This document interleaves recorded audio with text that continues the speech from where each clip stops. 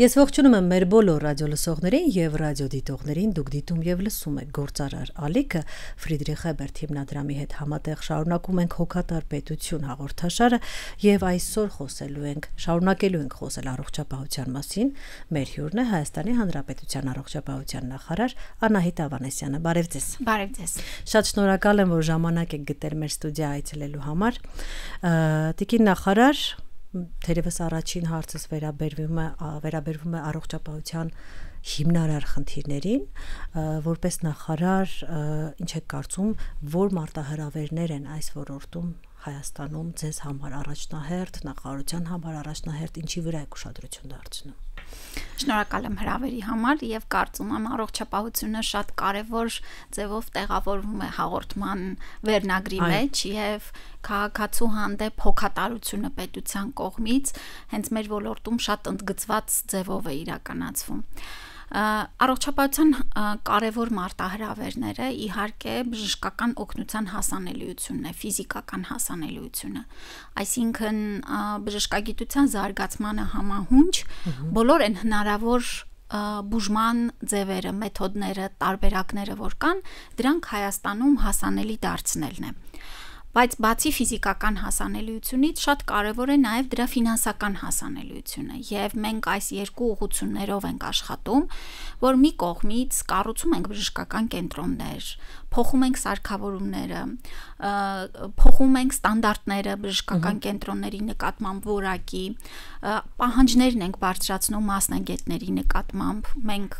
ներդրեցինք բժիշկների հավաստագրման ինստիտուտը, հիմա առաջիկայում արդեն ուժի մեջ կմտնի լիցենզավորման ինստիտուտը, սրանք շատ կարևոր բարեփոխումներ են, որոնք որ ուղիղ ազդելու են մեր մասնագետների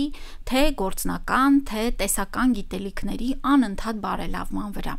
Եվ ունենալով արդեն այս ամբողջությունը, լավ ենթակառուցվածքներ, սարքավորումներ եւ բժիշկներ, այդ ծառայությունները նաեւ ֆինանսապես հասանելի դարձնել մեր քաղաքացիներին։ Եվ սա է նպատակը, որ մենք ամեն տարի մեծացնում ենք պետության կողմից ծախսեր առողջապահության, որովհետև տարիներով մեր ոլորտը թերֆինանսավորված է եղել։ Եվ մեր գլխավոր նպատակն է, որ կարողանանք հոգանք մեր քաղաքացիների համար այդ ֆինանսական բեռը օգտվելու բժշկական ծառայություններից։ Արդյոք ամբողջովին հոգում ենք, ոչ իհարկե, եւ դրան է ուղղված նաեւ մեր ապահովագրության ընդհանուր բարեփոխումը։ Ապահովագրության հետ կապված պատրաստվում էի հարցնել, բայց քանի որ դուք խոսեցիք, շարունակեմ, կա մտավախություն, որ սա կարող է բերել նրան, որ սոցիալապես անապահով խավերը, ովքեր, չգիտեմ, աշխատանքի հետ կապված խնդիրներ կունենան, չեն կարողանա օգտվել լավ որակի բժշկությունից, այսինքն տեղի կունենա որոշակի սեգրեգացիա ըստ ֆինանսական եկամուտի։ Ինչպես եք նման խնդիրները պլանավորում լուծել։ Ես կարծում եմ, որ անգամ հակառակը, երբ որ ապահովագրությունը ներդրվի, շատ ավելի լայն շերտեր հնարավորություն կունենան փոքր անգամ գումարներ վճարելով օգտվել այնպիսի ծառայություններից, որոնք ըստ էության այդ պահին վճարելով շատ քչերը կարող են օգտվել։ Եվ պետությունը հենց այստեղ ունի իր դերը, որպիսի մեղմի այդ բեռը այն սոցիալապես անապահով շերտերի համար տարիքից ելնելով, գիտեք, որ մինչև 18 տարեկանը հիմա ամբողջությամբ ընդգրկված է պետպատվերի մեջ եւ մեր նախագծով նաեւ երեխաները ապահովագրական փաթեթից օգտվելու են հենց պետության կողմից վճարման սկզբունքով եւ սա է մեր նպատակը, որ այո, եթե քաղաքացին 18-ից 65 տարեկանի միջակայքում է, աշխատունակ է, աշխատում է, նա պիտի վճարի իր համար ապահովագրության վճարը, բայց այդ վճարն էլ այնպիսին է, որ աշխատող մարդու համար տանելի լինի իր ամսական ծախսերի շրջանակում։ Բայց եթե անձը ունի օրինակ հաշմանդամության հարց, ունի անապահովության ուրեմն բալ, այո, այս շերտերին պետությունը անպայման սուբսիդավորելու է միանշանակ։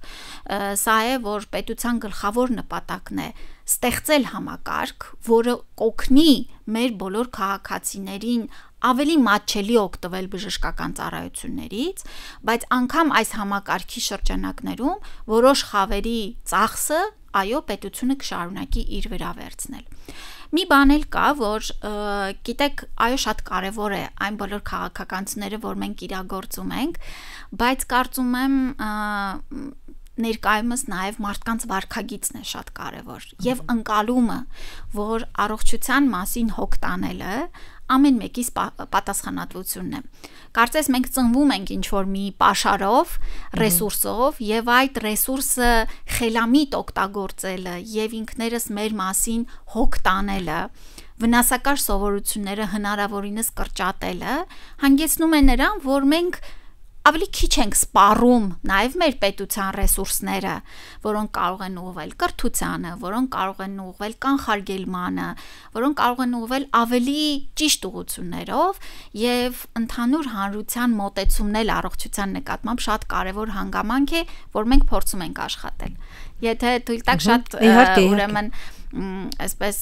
հանրային մեծ արձագանք ունեցավ, օրինակ ծխախոտի դեմ պայքարը,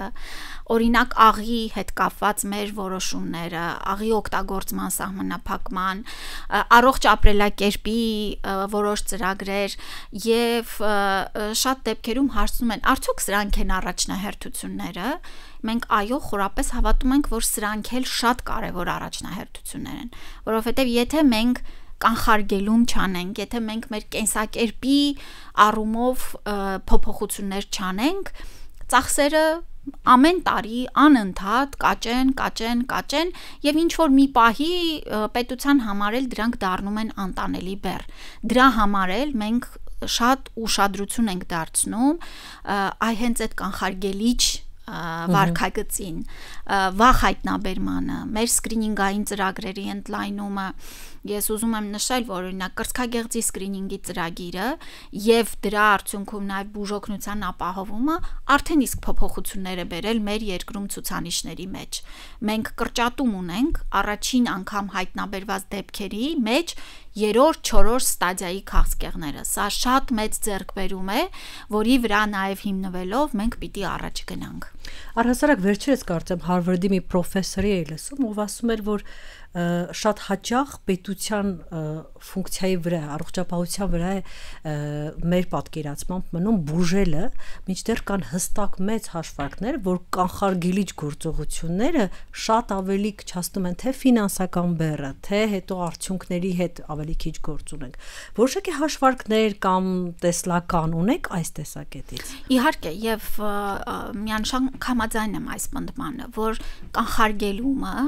եւ կանխարգելումն էլ գիտեք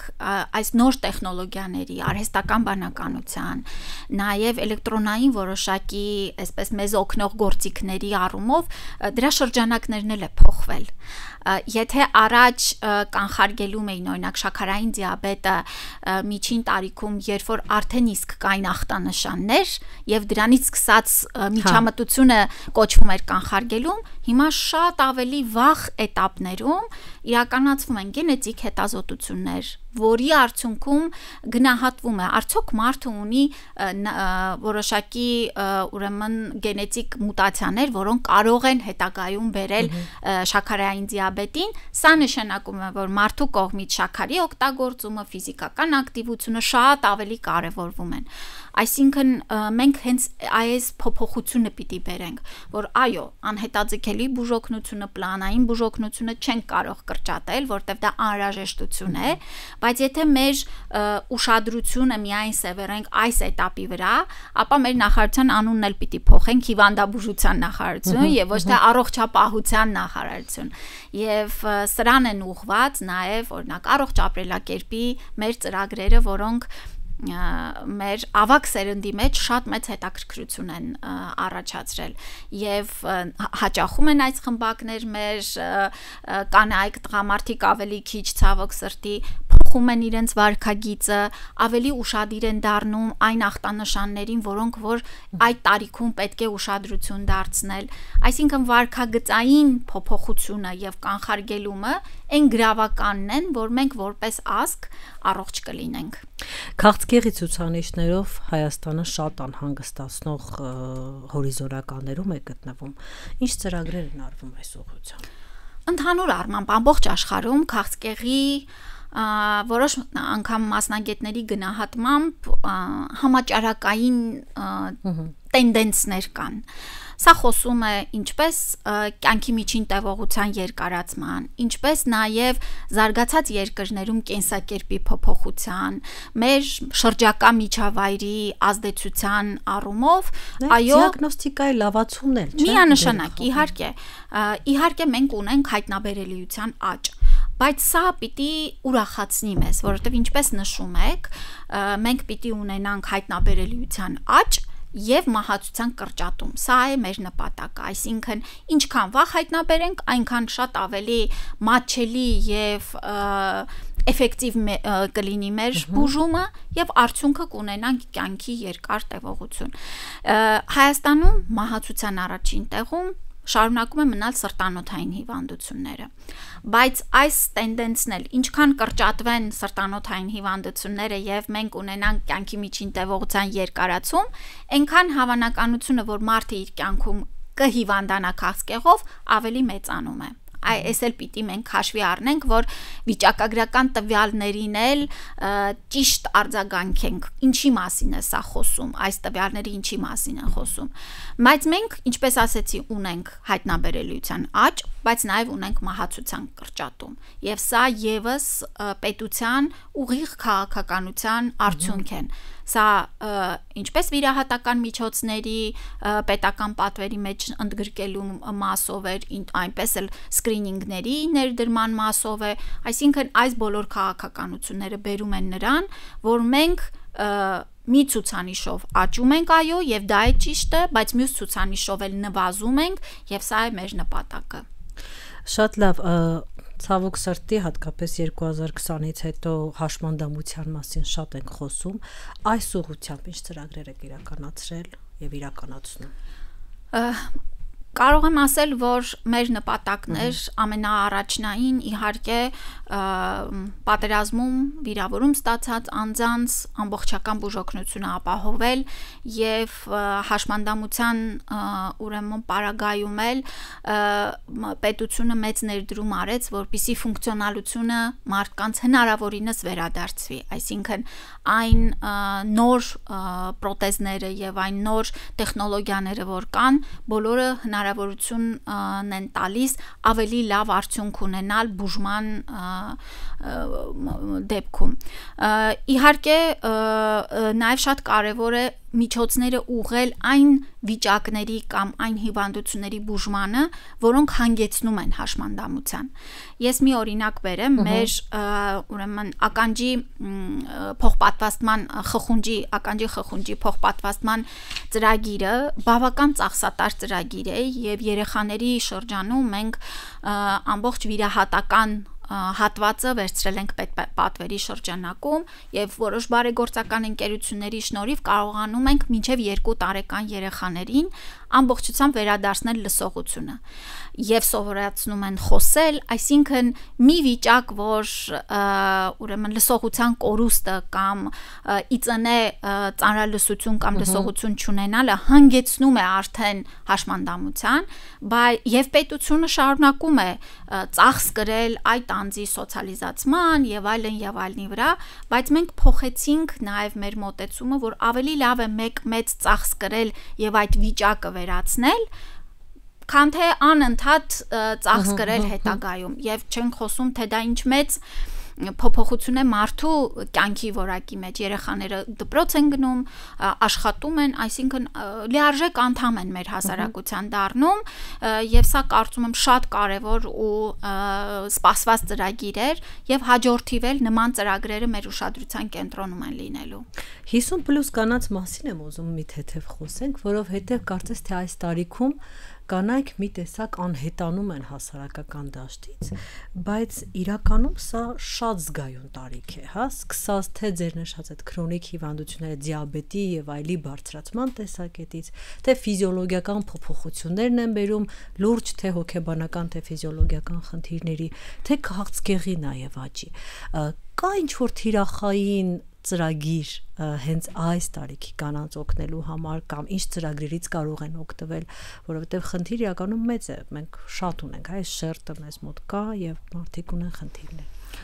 Այստեղ էլ որոշակի վարքագծի հարց ունենք եւ շատ դեպքերում գիտեք այսեն տարիքն է երբ որ կինը արդեն երեխաներ շատ դեպքերում թորներ մեծ ընտանիք մեծ հոգսեր եւ իր առողջության մասին կարծես վերջին հերթին է մտածում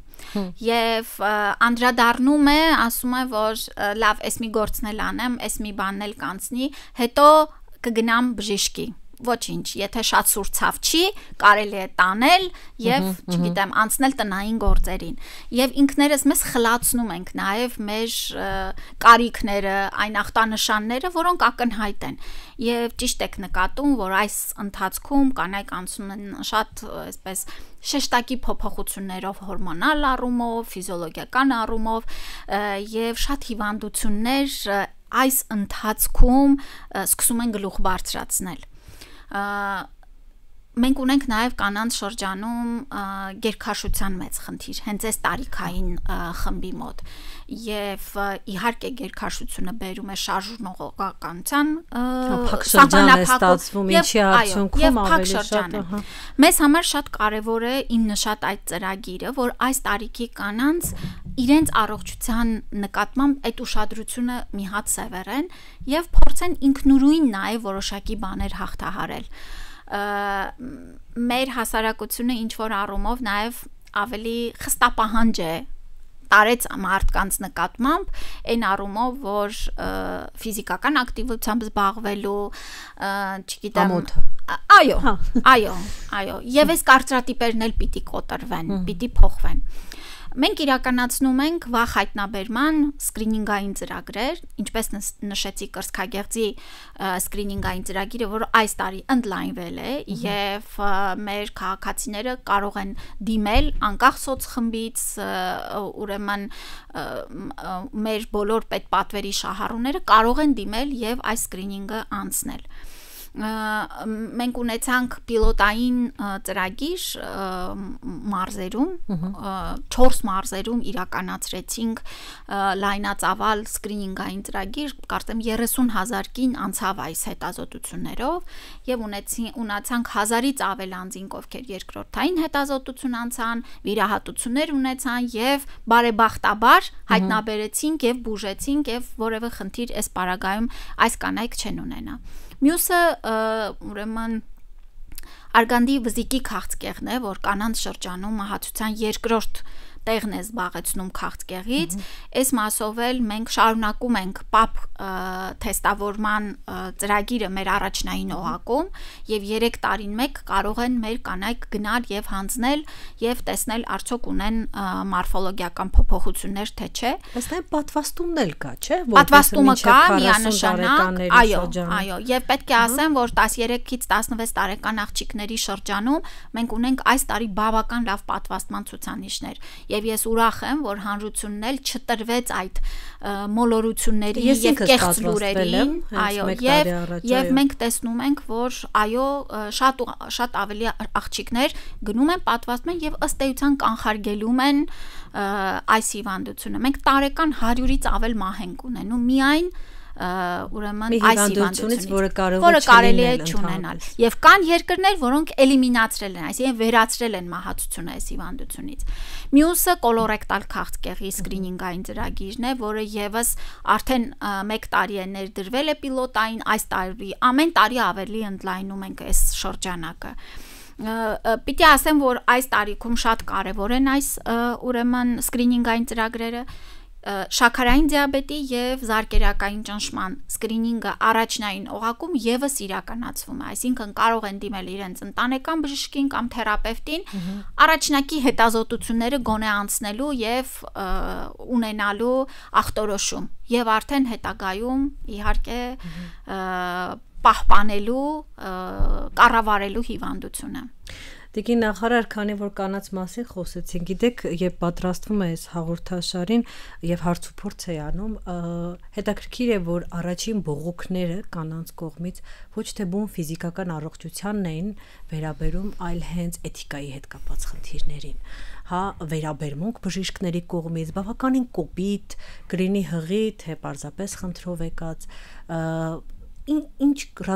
կամ ընդհանրապես ունեք ինչ-որ ռազմավարություն, քաղաքականություն այս ուղղությամբ, ինչ անել։ Այո, մարդկանց գոհունակության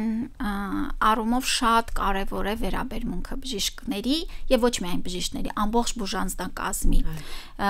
Եվ ըստ էության մարդը երբ որ հիվանդ է, երբ որ դիմել է բժշկի կամ երբ որ հիվանդ չի, բայց եկել է բժշկական կենտրոն, արդեն իսկ էմոցիոնալ առումով խոցելի վիճակում է եւ ցանկացած մի կոպիտ բառ, մի ոչ այնքան վայելուչ արտահայտություն արդեն շատ ավելի այսպես զգայուն կերպով է ընկալում։ Մենք մշակել ենք էթիկայի կանոններ, որոնք նաև դարձրել ենք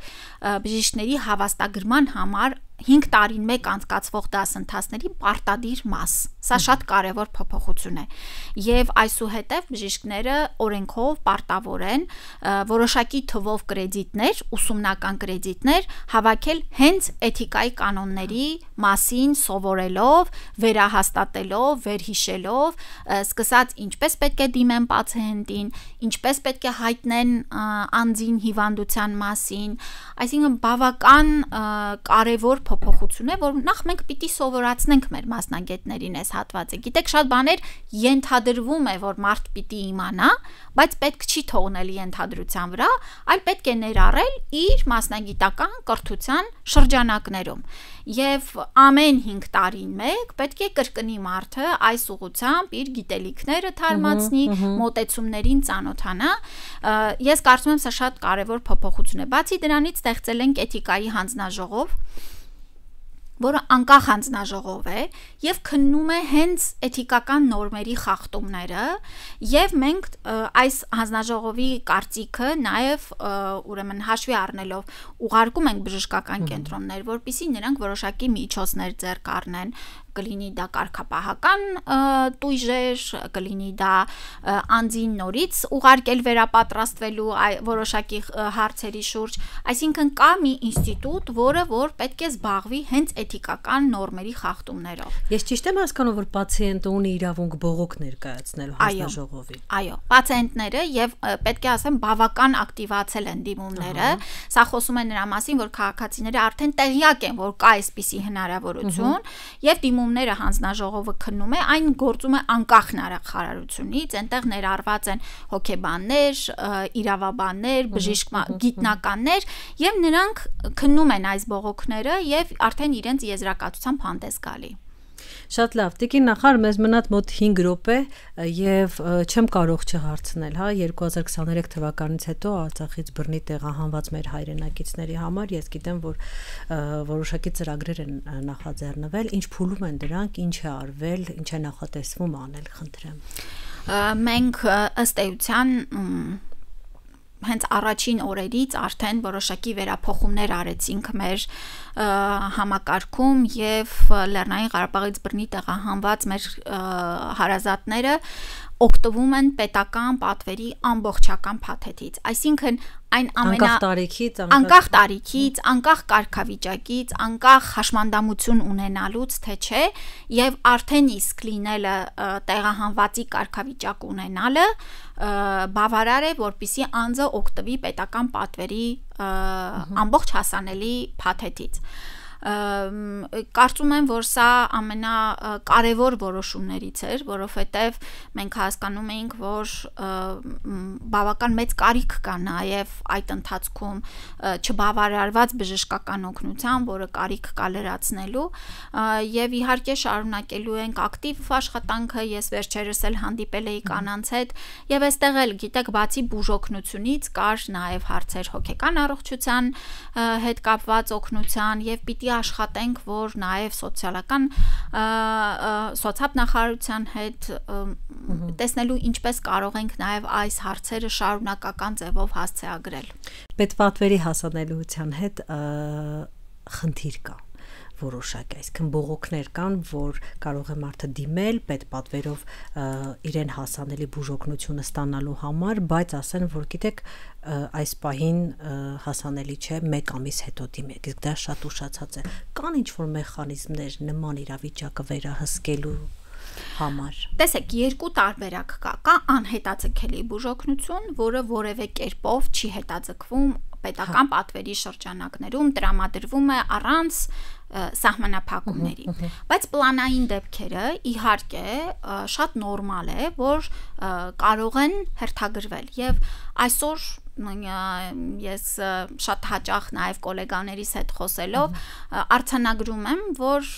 ամենազարգացած եւ հարուստ երկրներում էլ ապահովագրական համակարգերը ունեն հերթագրումներ, մինչև 6 ամիս հերթագրումներ են իրականացնում։ Եվ սա էլ է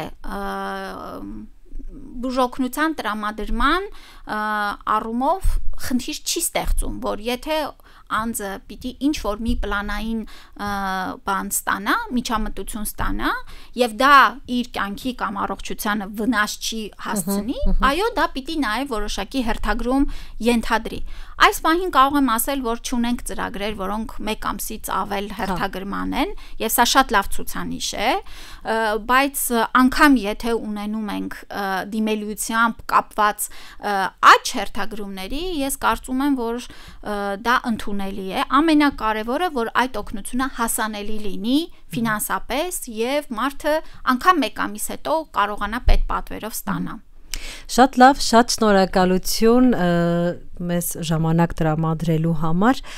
Շնորհակալ եմ Տիկնախար։ Ես մեր բոլոր ռադիո լսողներին եւ ռադիո դիտողներին հիշեցնեմ, որ դուք դիտում եւ լսում եք Գործարար Ալիքը հոգատար պետություն հարցականով հաղորդաշարներ եթերում Ֆրիդրիխ Էբերտ հիմնադրամի հետ համատեղ ենք աշխատում, տաղավարում աշխատում է Լիաննա Խաչատրյանը եւ այսօր մեր հյուրն էր Հայաստանի Հանրապետության առողջապահության նախարար Անահիտ Ավանեսյանը։ Շնորհակալ եմ։ Ես եմ շնորհակալ, հոգատար լինենք նաեւ ինքներս մեր նկատմամբ։ Միանշանակ շնորհակալություն։